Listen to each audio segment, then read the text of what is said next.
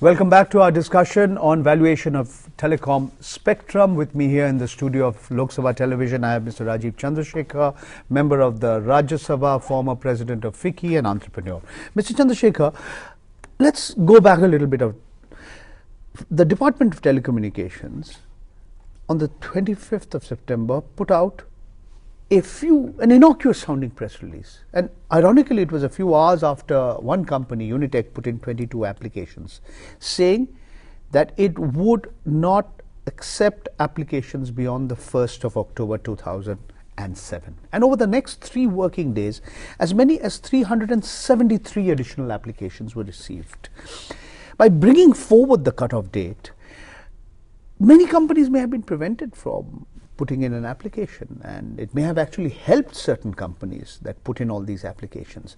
And the Delhi High Court subsequently ruled that this was arbitrary, and this was the Estel case. Subsequently, however, though the Attorney General fought the case on behalf of the government, the judges were not impressed. It was taken up by a bench of the court, but eventually the government's appeal to the Supreme Court to quash the judgment of the Delhi High Court was not considered. Now, is this not changing the rules of the game? You're changing the goalposts while the game is on. You announce a particular cutoff date for receipt of application, and then suddenly a few days earlier you say, no, we're going to stop. Now, how can you justify these kind of procedural changes?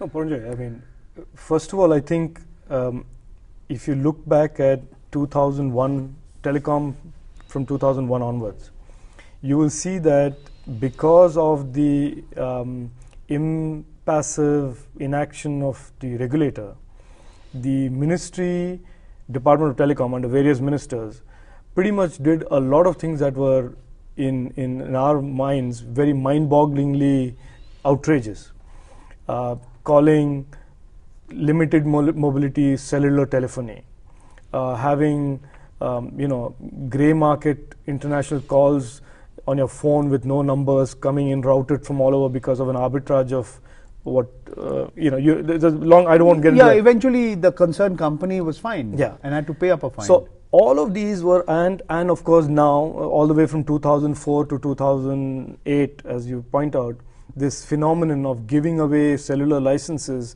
through a process that has been now come to known as first come first serve. The judge of the High Court said this is like the way you sell cinema tickets. Exactly. This is not the way you should be selling, spectrum. So you have now, if you look at 2001 onwards to 2008, a series of regulatory inaction, missteps, along with, let us say, questionable action by the Department of Telecom that have caused a series of dysfunctionalities to have crept into the sector. So now in 2008, when you have a situation where a minister wants to go give up licenses the way he has done, he very justifiably can take solace in the precedents of 2004 onwards. And he did precisely that. The difference between 2008 and 2004 was in 2008 you had 300 people giving applications. In 2004 it was 10 companies giving applications.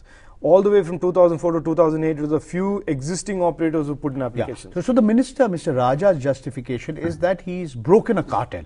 That's the justification uses. There are two, I think, see, I have engaged with Mr. Raja on this on a number of occasions, including in Parliament. And he basically relies on two things. He relies on two. One, which I actually agree with him on, which is the fact that until he created this competition, there was a well-known cartel operating of operators.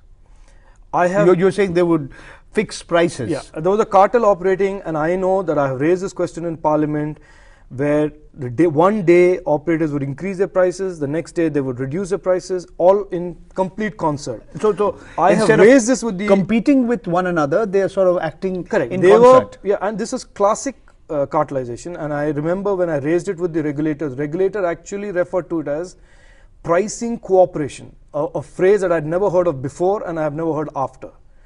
So it's like Indian Oil and Hindustan Petroleum together increasing the price of diesel or petrol. You can accept that because administered pricing in petroleum. So there is a government directive. There is a government directive.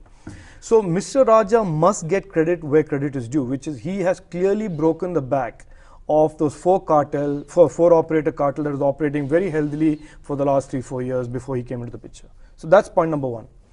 So I think if he deserves some credit for that, he should be given. That's realistic.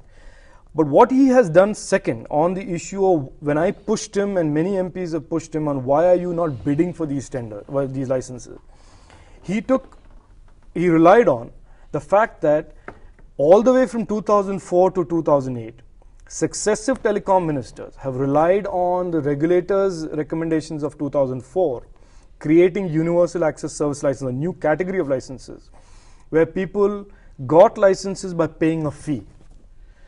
So his argument to me was, and he has written to me saying, if my predecessor did it and his predecessor did it, then he's also right.